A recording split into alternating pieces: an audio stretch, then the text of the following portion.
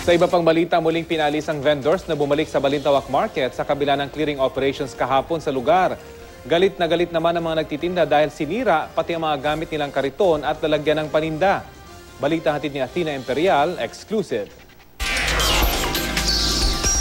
Kahit pinagbawalan na ang pagtitinda sa mga bangketa at sa gitna ng daan, marami pa ring tindera sa Balintawak Market ang hindi sumunod sa ipinatupad ng lokal na pamahalaan ng Quezon City. Mag-aalas 4 kaninang umaga, nakuha na ng GMA News ang pangalawang clearing operations na isinagawa sa Old Samson Road ng Quezon City Market Enforcement Unit, Department of Public Order and Safety at Environmental Protection and Waste Management Department ng lokal na pamahalaan.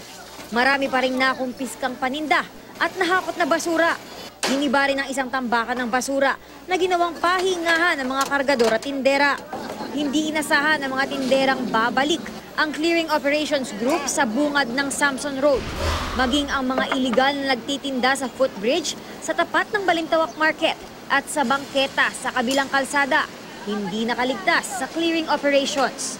Sinira ang mga kariton, lalagyan ng paninda at mga pandong ng mga tindera para hindi na umano sila bumalik. Nagalit at nagmakaawa ang mga tindera. Nabubuhay ng mga tao, kinukuha nyo. Pero hindi natinag ang mga opisyal ng Quezon City Departments.